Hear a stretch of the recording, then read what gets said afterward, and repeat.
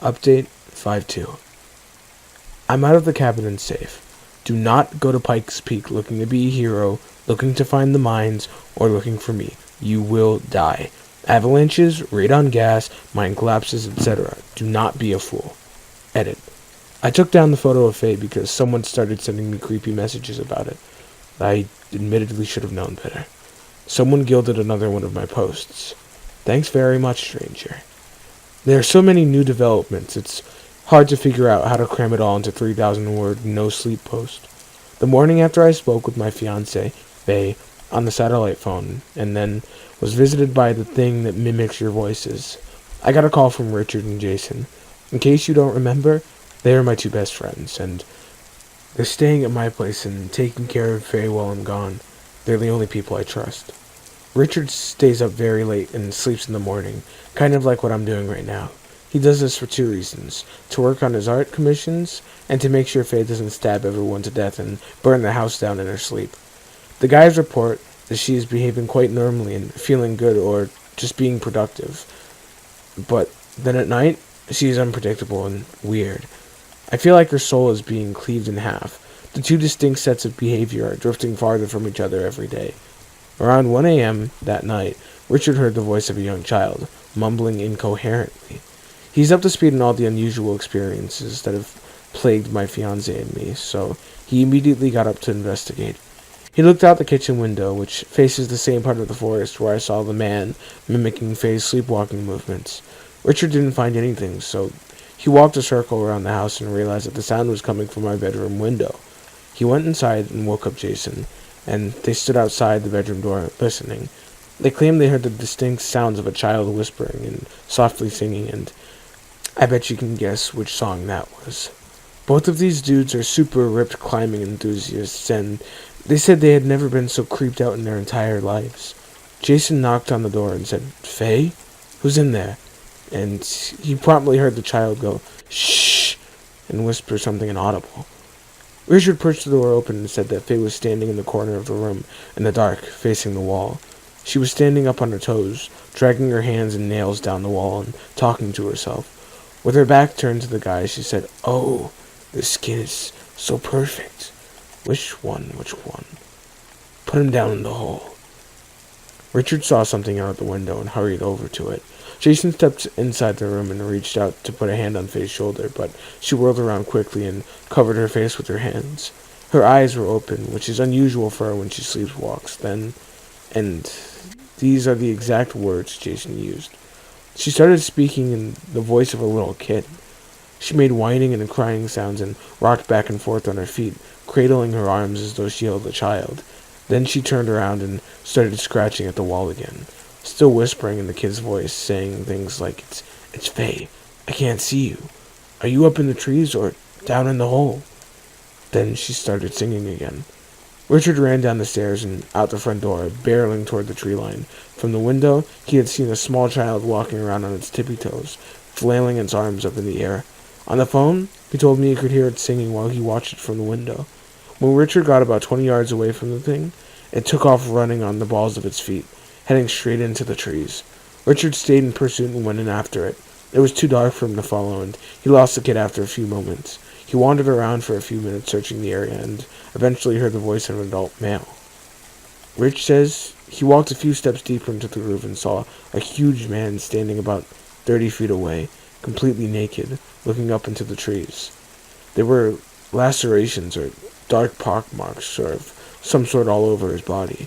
Now, Richard is about 6'1", 210 pounds, and bulky and muscular, and he said this dude was way bigger than him. He said the man was perfectly still for several seconds, but then started rolling his head around, cracking his neck loudly, and started making gurgling and mumbling sounds. I guess Rich was paralyzed with fear because he claims he stood there for an entire minute or more before running like hell back to the house. As he turned to get out of there, the man let out a long and as he did, his voice transformed. It became my voice. Richard said that thing in the woods called out with my voice several times as he fled, wailing, "Please help me, and they're gonna kill me tonight." Jason says that he did not hear or see anything out of the window, only Richard running back inside, ghost white with terror. He said Richard actually cried. While they talked in the living room, Faye sat at the top of the stairs just watching, wide awake with a little smile on her face. The next morning, they took her to a psychiatric appointment, the first she's ever had, and I will hopefully hear back on that soon. It kills me that I'm not there with her right now. I'm still stuck at Pikes Peak. It's like this place doesn't want me to leave. The ranger station shut down the entire road network on the mountain because of the huge blizzard that rolled in, and there are avalanche warnings. My road out of here is completely iced over, and one part of it has a snow collapse, or mini avalanche. Shut up, I'm from California, where God pays attention. I'm in contact with the ranger. His name is Greg, just like Faye's dad, so that's why I avoid referring him by name in these updates, and he assures me they're working on getting the roads cleared every time it stops snowing. I missed my flight, but thankfully they gave me a voucher, so now I can just roll into the airport whenever I can. I have enough food to feed an army, and the electricity here is surprisingly reliable, so I'm warm. The Wi-Fi dips out for 5 to 10 hours at a time, though. I'm working on Donkey Kong Country 2 and Secret of Mana on the SNES, and writing about my experiences here in my spare time. I also slipped on the icy porch steps and fell on my side, so I've got an enormous bruise and it hurts like a bitch, but only when I breathe, so I got that going for me. Some user named Sweet Rose Marie asked me if the cabin had a basement, and I had never thought to check. Outside, under the snowpack and halfway covered with old chopped wood, I found a little locked door. The key was in the kitchen cupboard, and it turns out there's a decent-sized cellar under the house. Down inside, I found a ton of creepy shit. There's a bundle of long black hair, several dozen jars of rotten, mutant-looking shit, and tons of old books from the 60s and 70s, and lots of porno magazines. There are also lots of sticks and yarn, all of the material necessary to make a dream catcher like the one hanging at the tree line behind the cabin. I didn't touch anything, I just noped straight the fuck out of there. I've been thinking about something that some username, Wait Time is Lame, said to me that the other day, which was, have you considered that it's not a dream catcher at all? And he's right. I'm not an expert on Native American symbology or artifacts. It just looks kind of like a dream catcher to me, so I've been calling it one all this time. T-Way, the Pueblo friend of the ranger, didn't call it that. He just said to leave it alone. I'm wondering if that thing attracts the imposter, instead of keeping it away. It could mark the house. I kind of want to move it for one night, to see what happens. After all, T-Way blessed the entire cabin, so I feel quite safe. And I have a .357 Magnum, in case leaves don't protect me. At about 9:30 a.m., there was a knock on the door. I grabbed the gun, suspecting another encounter with the imposter. It was slightly snowing and gloomy, so I figured the sun was blocked enough that the creature would be willing to come out of the woods. But then I heard familiar voices, talking cheerfully. I looked out the window, and to my total surprise, it was T-Way and his son Nathan. These badass motherfuckers had hiked up the ranger station in the snow to check on me. I let them in, and they made me tea. I cannot tell you how happy I was to see them. T-Way brought me his own dream catcher. It was one he made specifically for me, and he told me I should hang it beside the creepy one. It's very colorful and ornate. I could tell he spent a lot of time on it. It's even got 2 beautiful hawk feathers dangling off it, which Nathan says represent freedom and unboundness. He reiterated the importance of finding the engagement ring Faye had lost, and blessed the house again. I tried to get them to stay longer, but they had to get back down the mountain before the storm picked up, and told me I should come with them. We all knew I wouldn't. If I left with them, I'd be leaving Greg's truck, and I'd never have found what I came back for. I said goodbye to T-Way, and he hugged me. I wish that guy was my grandpa. I took a nap after they left. I figured out how to sleep without being interrupted by the goddamn voices in the forest. From 6 a.m. to 3 p.m., it's pretty quiet outside, so I nap on and off, but something really, really bad happened this time. I woke up opening the bathroom window. I've never sleepwalked before in my entire life. Faye's been sleeping next to me for 5 years, and she says I don't move, I don't speak. I don't snore, I don't steal sheets. I'm the most polite bed buddy on earth, but when I came to, I was standing next to the toilet, both hands prying the frozen window open. It was about 2 inches up, and the freezing cold wind on my fingers is what woke me up. I slammed it shut and checked all the windows, ensuring that they were locked and sealed tight, then went back to bed. I dragged one of the living room chairs into the bedroom with me and propped it up against the door so that I'd knock it over if I got up again.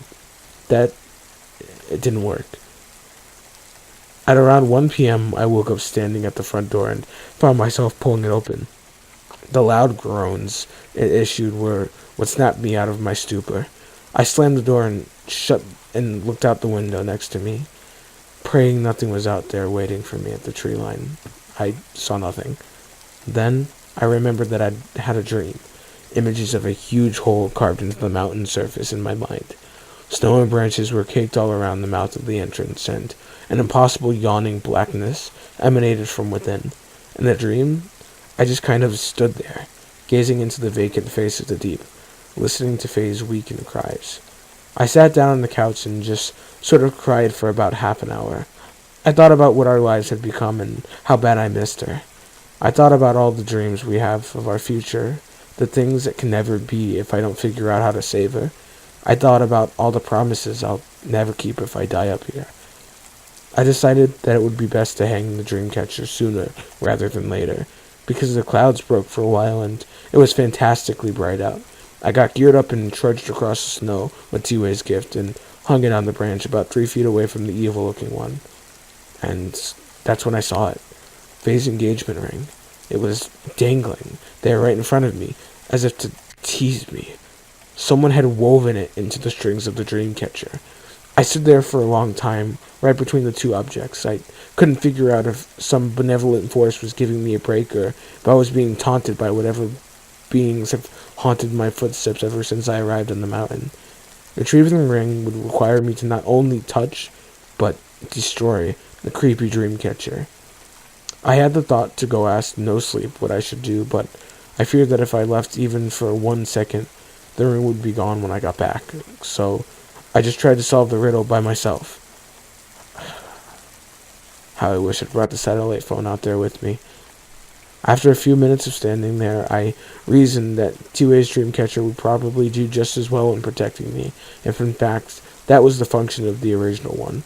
I also figured that if it were cursed or something, touching it couldn't actually be worse than leaving the ring there and allowing Faye to be completely consumed by her madness. If the ring was anything to do with the creatures who are controlling Faye and me while we sleep, then getting it back is a priority over not touching weird stuff in the woods. So that's what I did. I broke the brittle thing apart and took my goddamn ring back. What else could I have done? And as if on cue, I noticed something out of the corner of my eye. It was a person, standing in the snow beside a tree, about 20 feet from my left side. I was so scared I didn't look directly at him. I just watched him in my periphery and prayed he hadn't noticed me. It was a man with black and gray hair and dark clothes, facing away from me. His head was tilted all the way back, and he was looking way up at the tops of the trees. His limbs looked mangled and bent and elongated, even without looking right at him.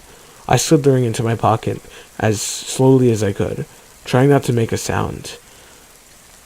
And as I did, the man hobbled around and faced me. I really didn't want to look, or I just slammed my eyes shut. I knew he was looking at me. I could feel his gaze on me. He started gurgling and making throaty noises. Then he said in a voice so threatening I couldn't even begin to describe. "Felix, I know you. Felix, I know you. Felix, I know you." Over and over, I took off running and screaming like a bat out of hell. I screamed all the way back to the fucking cabin. I barricaded the front door with the couch and burned up half the sage I had left. I even prayed, like an actual prayer. I haven't done that since I was 15 years old. I'm really struggling to write this last part. It's taking me hours to finish this entry because I keep getting up to distract myself. The ranger isn't answering his phone and nobody's at the station.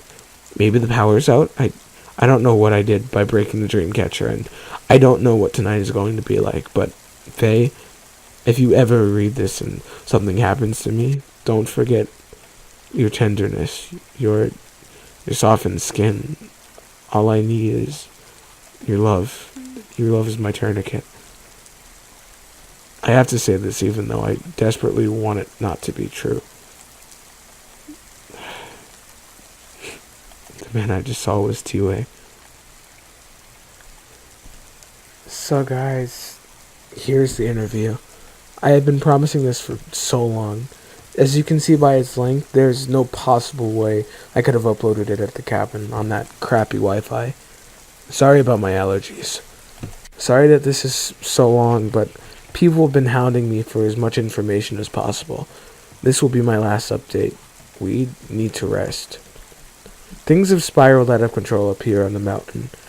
I made a decision that changed everything and almost killed me. Only time will tell if that was the right choice to make, but for now, I'm just piecing everything together in my mind and trying to convince myself that I'm one step closer to solving all of this.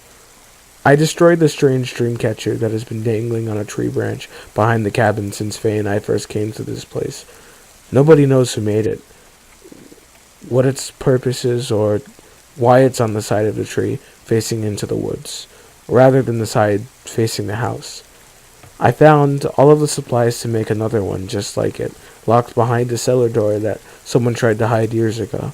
But when I broke the dream catcher, I learned everything I needed to know. T-Way is dead. A lot of people have said otherwise, but I'm certain of this. I saw his likeness stretched over the gruesome form of that thing that stalks these woods. It was broad daylight, and the look on its mangled face told me exactly what I didn't want to accept. I really am all alone. Several Redditors have speculated that the only thing shows itself at night, and always faces away from me, because it cannot convincingly appear human, not without the help of the recently dead. T-Way confirmed this during his first visit to the cabin, but when I destroyed the dream catcher, there it was, proudly masquerading in the skin and hair of my best friend on this mountain. In the sunlight, no less. I cannot even imagine how his son Nathan must feel, if he's even alive. The two hiked back to the ranger station from the cabin, knowing a blizzard was coming. I'm sure that's when T-Way died. When I got back inside the cabin, I completely lost it. I barricaded the door and windows with every piece of furniture I could, but there just isn't enough stuff inside this little cabin to protect me, so I sat there on the floor against the bed, clutching the gun, sort of wishing my dark visitor would come and kill me already. But of course, this is Pikes Peak. Death is not the worst thing that can happen to you out here. So, the mountain kept fucking with me. It was getting dark and I was on the verge of total psychological break. I've been running on 4 hours of sleep per night and a few naps for the past 2 weeks. My only hope for redemption is it's just turned into a puppet. And I was about to find out what happens come nightfall when the dreamcatcher no longer functions. So, what did my brain decide was the best course of action at this point? To fall asleep. Somehow, I nodded off. In fact, I think my brain just did a hard reset because nothing about the sleep was restful. I just went into a fear coma the moment the sun dipped behind the mountain, and then I woke up. I was in bed with the sheets pulled over me. The lights were off, all of them, and my hands were empty. When before they held Greg's .357 Magnum. When I opened my eyes, I suppose it was possible that I'd climb into bed myself. After all, I'd caught myself sleepwalking twice the day before, but it took me a solid minute before I realized there was a fucking arm wrapped around my chest. I did not have the reaction you'd expect. Most people would fly out of bed screaming bloody murder, but the first thought I had was, where am I? My parents divorced when I was 3, so as a kid I'd spend a few nights a week at my dad's house and a few nights at my mom's. Sometimes I'd wake up in the dark and not be sure which bedroom I was in. It always took me a second to remember where I was. This is the thought that crossed my delirious mind. Maybe I was back at home in California. Maybe I was at Faye's parents' house in Arvada? I sort of rolled out from under the arm and tried to figure out who the hell I was lying in bed with. I'd been sleeping with the lights on for the past few nights, and I'd never in my right mind have turned them off after seeing the creature so close to me a few hours ago. The body in bed beside me felt familiar. Its warmth, its texture. I was pretty sure it was Faye, but I couldn't remember if she was really with me up here. Then she spoke. She reached through the dark and touched my face and said, "What's wrong, Pop-Tart?" Yes, that's actually the nickname she gave me. Love me some s'mores Pop-Tarts. I wasn't really afraid, just overwhelmed with confusion. I asked her where we were and why the lights were off. She just squeezed my shoulder and said, "Honey, we're in Pikes Peak. There's a storm. The power's out. It's done this before. What's wrong with you?"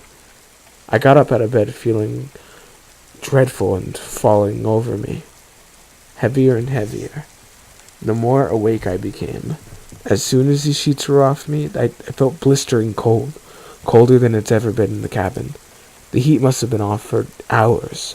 Only a bit of pale moonlight filtered in through the windows, and it was barely enough to outline the objects in the room. I stumbled around looking for the flashlight, totally unable to remember where it was, and said, "Why the fuck is it so cold? Did you screw with the heat?" Faye tried to get me to come back to bed, and she told me it went off and came back on earlier, and that it would probably be back on soon. Everything about her felt wrong, but her voice was perfectly clear. Her skin felt totally recognizable. I couldn't shake the strange feeling I had. I left the bedroom and walked out into the living room. It was even colder out there. I felt my way around with my hands and noticed a strong, icy draft coming from down the hall. It's a straight shot from the living room to the bedroom at the other end of the hall, and from where I stood, I could see the bathroom window. It was wide open, a big 2-by-2-foot gap leading out to the snow. I went to shout, "What the fuck did you—" But Faye stepped out of the bedroom and stood in the hallway between me and the bathroom. She said something like, "Felix, you aren't feeling well. Do you not remember what's going on? You're sick." I almost believed her because I definitely felt dizzy and feverish, but it could also have been the mixture of disturbed confusion and freezing cold. The thought that this was not really Faye invaded my mind, and I immediately regretted not knowing where the gun was. The only words I could find were, "Who are you, and why are you here?" Faye just stood there in the darkness of the hallway. The only thing I could see was a little silver outline of her figure. Her face was entirely black, but even though her eyes were hidden, I could feel them burning into me, just as T-Wiz had when I found the ring. It felt like we stood in the eye of a hurricane, and everything was totally calm, but I knew hell was about to break loose. There wasn't a single sound outside. No branches snapped, no snow crunched, no voices moaned. It was as if time had stopped completely. Faye didn't move, even as she spoke. She held herself with the stillness of death. She said, "Felix." It wasn't to get my attention. It wasn't to convince me she was really my fiancé. It was a threat. She was reminding me that she knew my name. I still don't fully understand what the power is in names, but T-Way and Nathan believed it, and many Redditors warned me about it. When she said my name, I felt smaller than her, even though I stand almost a foot over her head. "Do you remember the 5? She asked. She still didn't move an inch, not even her hair kicked up in the drafts that blew in behind her. "I can't remember. Not in this place." I didn't know how to respond to this. I didn't know what she was talking about. All I could say was, "Get out. You're not welcome here." Again, Faye didn't move, but she did clear her throat, and the sound she made was about 2 octaves deeper than the real Faye's voice. She inhaled sharply and said, and that's when I knew. I remembered where I was, what day it was, and exactly what had happened up until this point. My visitor had finally come to call, and it no longer needed to be invited. I deeply regretted breaking that dream catcher. My hand instinctively slid over my pocket, and to my relief, the little shape of Faye's engagement ring pushed against my fingers. There was nothing else to do. I decided to throw down the gauntlet. I figured it was probably time to die anyway, so I might as well go out bravely. I just said, I know who you are, and you will never be Faye. She took a menacing step towards me. A gurgle seeped out of her throat, and she inhaled again, more slowly this time, and demanded, I want to know about the number 5. Tell me, Felix. I looked all around me on the counters for a weapon, but found nothing. The knife block was on the other side of the short wall that divided the living room from the kitchen. There was only a roll of paper towels within reach, but in retrospect, I was so amped with terror that I probably could have beaten her ass to death with it. I don't have a clue what the number 5 means, I said. In fact, about 5,000 people online don't know either. Nobody knows. Only Faye knows. My visitor started shaking with rage. Her face was wreathed with impossible black. There was an endless abyss in that stung my eyes. But then I realized something. This creature, whatever it is, had access to Faye's mind for several hours every night. Maybe for many years. Maybe even since she first visited the cabin, when she was 5 years old. And all that time, it still hadn't learned everything about her. It could never perfectly imitate her because she kept some things buried so deep in her subconscious that not even this thing could find them. Whatever the number 5 meant to Faye, that deep place is where she kept the secret. She didn't even go there in her dreams. The next part was all a blur. I said something like, you are the one who speaks to her in her sleep. The visitor kind of nodded. I said, you ask her things. She answers you. I hear everything she says. The visitor didn't react. Then I said, you've asked her this question, just like you're asking me. And she always says, no, I can't tell you. My visitor took another step forward, dragging a hand along the wall, as Faye had done so many times in her sleepwalking fits. It raised up on the balls of its feet and twitched violently. It said to me, I will make you tell me. I didn't try to mimic my fiance's voice anymore. It sucked in huge breaths, trying to control its rage. There's a certain feeling you get when you're about to die, when you're in danger, and you might die. Fear completely overwhelms your senses and compels you to flee, to fight, to save yourself somehow. But past that point, when you know you're going to die, that fear becomes useless and disappears. This has happened to me only once before, when I was sucked into a riptide at the beach during an El Nino winter as a teenager.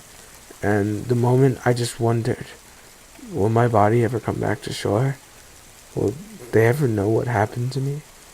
In this moment, my heart slowed and I didn't feel cold anymore. I just stood there, ready to be mauled to death, and I was satisfied in that knowledge that I had not given this creature what it wanted, and therefore blocked it from using that knowledge as a weapon against Faye. Whatever 5 meant, this thing needed it to take full possession of my fiancée, and I wasn't going to let that happen.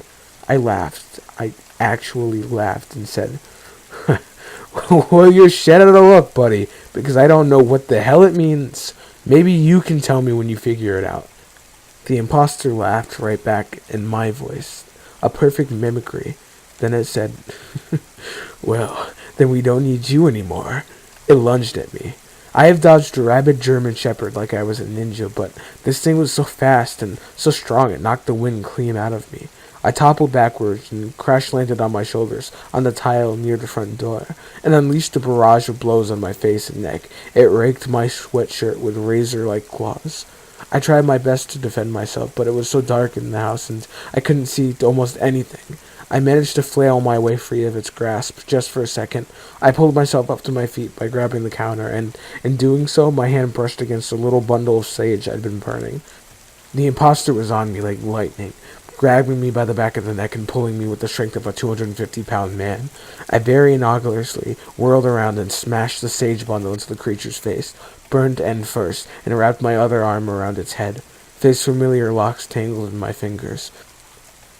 I pulled its head forward and jammed the brittle sage into its eyes as hard as I could. Screaming like a banshee, it shrieked and growled in some inhumane language and tried to push me away, but I held on as hard as I could and kept driving my fingers into its eyes, crushing the twigs in them. A memory of Nathan Tui's chant surfaced in my mind, and I shouted the only part I could pronounce. Tanike Adon!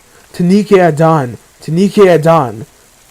My hand slid over its face, and the mockery of Faye's appearance fell away. I couldn't see in the dark, but the face was no longer resembled of my fiance's. The mouth was much too big for a human's, and wet lips draped across the maw of 100 fangs.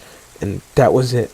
The bastard had enough. It screamed and growled and took off on all fours. Its limbs elongated as it moved farther from me. Its shape became recognizably inhuman, even the pale light. It's barreled up into the bathroom wall and out the window, and in moments it was completely gone. I definitely am not afraid to cry. I do it at funerals, at weddings, during the Hunchback of Notre Dame, etc., but I'm a little embarrassed to admit how long and hard I cried after that creature left the cabin. I had never felt so utterly miserably alone in my entire life. I only stopped when the power came back on, probably 20 minutes later.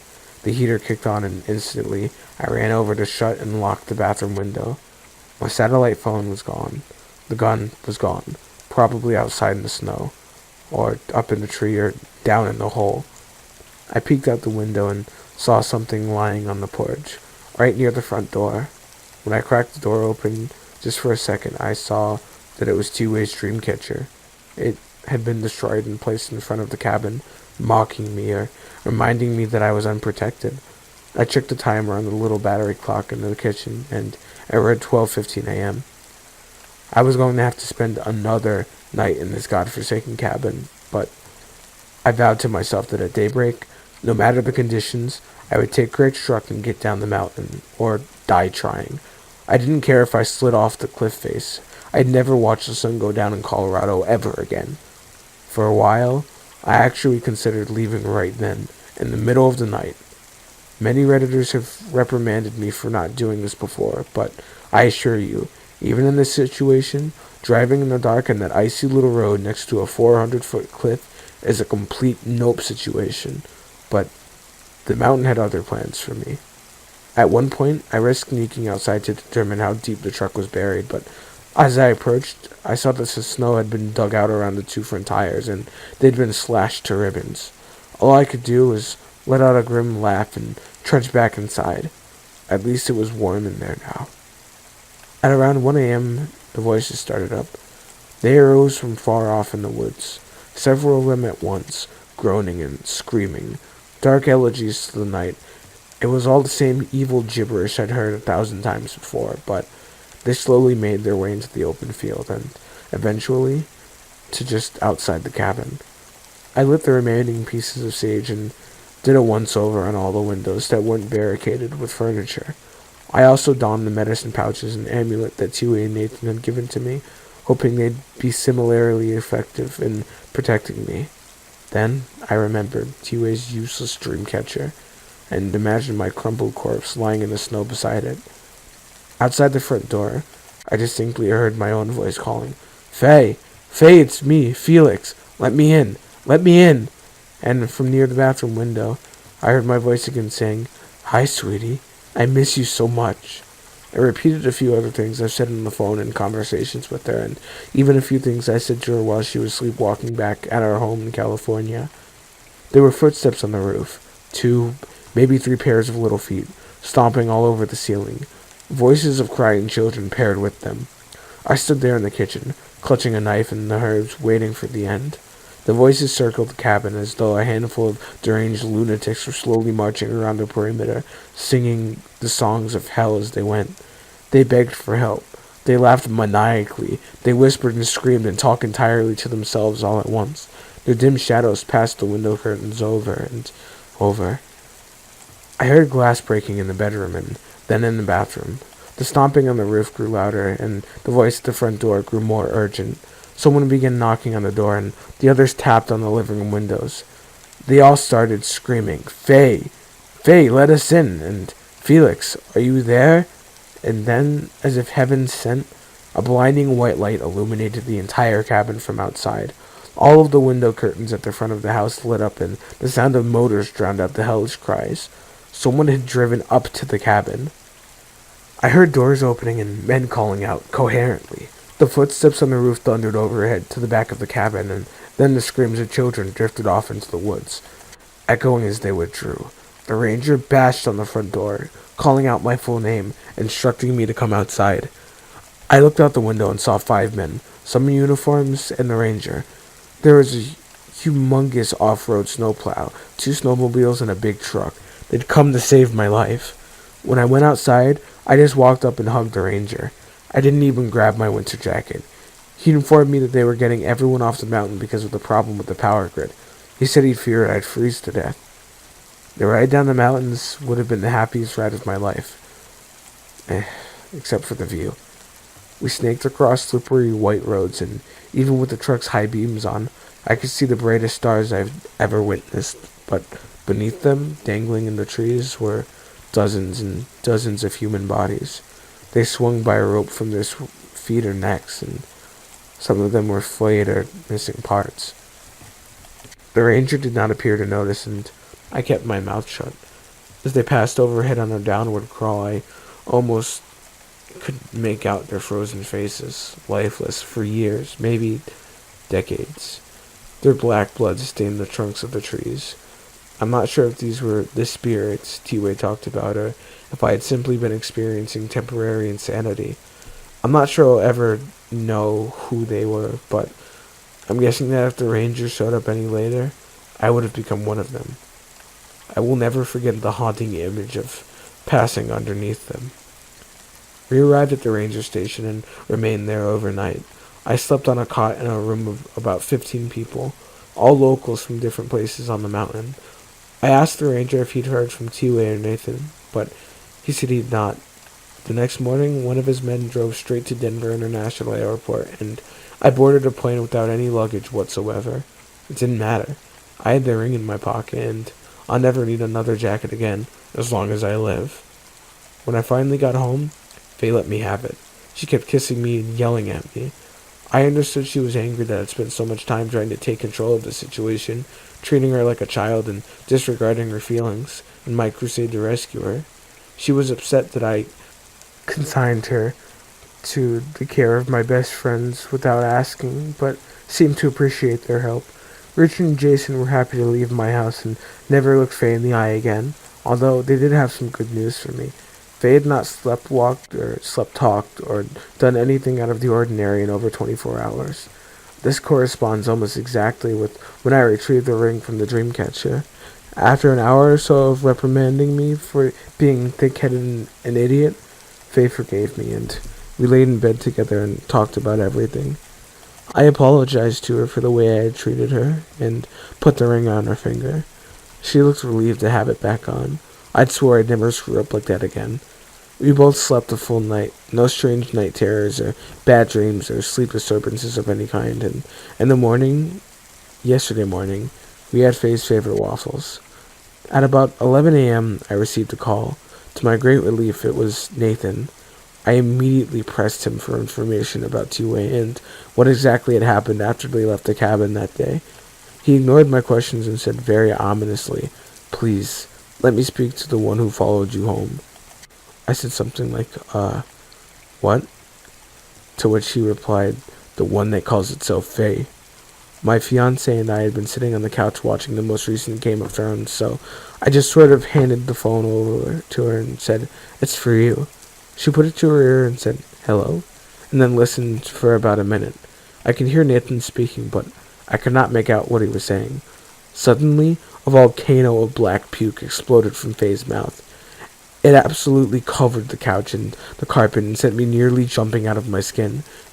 Faye doubled over onto the floor like a rag doll, coughing and sputtering. I fell to my knees beside her, panicked, asking if she was all right. I picked up the phone and screamed at Nathan, demanding to know what he had said to her. Nathan just said, "Please, Felix, please listen," and then proceeded to recite some sort of chant or incantation. A wave of syrupy vomit rushed up my throat and out of my mouth, and as with Faye, it was oily black. I am actually a emetophobe, so vomiting sends me into a near catatonia, but Faye had made a quick recovery and was right there to nurse me back to my senses. Nathan spoke to me a bit more and explained what he had done. I'll get to that in a bit. Faye and I spent the rest of the day feeling queasy and eventually went to urgent care across the road to get checked out. They gave us blood tests and checked our vitals and sent us home, telling us that we'd suffered minor food poisoning, but I know deep down it wasn't the damn waffles. Thankfully, For the past several hours, we've been feeling much better. I mentioned a while back that Getaway and Nathan had a disagreement over who the real Faye was, and whether it was even possible for a duplicate of my fiancée to exist. When they hiked back down the mountain from the cabin a few days ago, they had to go up into the forest to avoid snow collapses over the road. Out there in the woods, they heard the crying of a woman and followed it to an abandoned mine. Both of them knew it was very likely a trick, but Getaway said that it was their duty to explore the possibility that Faye was alive somewhere on the mountain. The blizzard came on earlier than expected. They stood at the mouth of the mine listening to the begging of a young woman somewhere off in the dark, but concluded that the voice was too unusual to be a human's. Getaway and Nathan decided to bless the entrance of the mine, which could ward off its dark inhabitants, but their chanting enraged whatever lived in it. It came out of the tunnels and snatched Getaway. He screamed all the way down into the dark, and Nathan could not follow. He ran away, terrified, but got lost in the blizzard. He wandered for an hour, fearing death, and eventually came upon a skinned body swinging from a low tree branch. It was too fresh. The blood hadn't yet fully frozen, and Nathan knew it was his father's corpse. Eventually, he found his way back home. He said his father's voice guided him out of the squall. Nathan explained to me that the imposter's goal of taking over someone's mind was different from its penchant for killing people. These creatures hunt and kill at random, salvaging the human parts they need to walk on Earth as mortals for a short time, but their real pleasure derives from conquering a person from within. Faye was one of the unlucky few that are chosen in this way, and the imposter's fixation on her head lasted for decades. After long enough, their continued presence in the body and mind of victim leaves a stain on the soul. This corruption necessitates a purge, hence the barf party we held in the living room, whose stains, by the way, I have thus failed to banish. Nathan invited me to the funeral ceremony for Getaway. I sadly declined, as I am already on the verge of losing my job and flat broke from this experience, but I'd promised that I'd honor his memory in my own way. I can't go back to that place. Fortunately, Nathan was more than understanding and promised we'd meet again soon. I'm still thinking about all of this. I do not yet have all the pieces of the puzzle. If you're looking for all the answers, you're going to have to help me find them, but I think I have part of this figured out. The imposter gave Faye's ring back to me. They wanted me to destroy their dream catcher. The ring was an object of great sentimental value, both to Faye and to our relationship. The creature used it to invade Faye's mind and control her thoughts. Its goal was to convince her that it was me, so that she would welcome it into our house late at night. The home, Nathan said, symbolically represents the body, just as the ring represents our union. To be welcomed to Faye's home is to be granted access to Faye.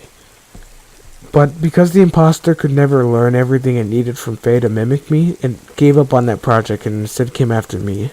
It returned the ring to me, thus giving up its power over Faye, but I broke the dreamcatcher to retrieve it.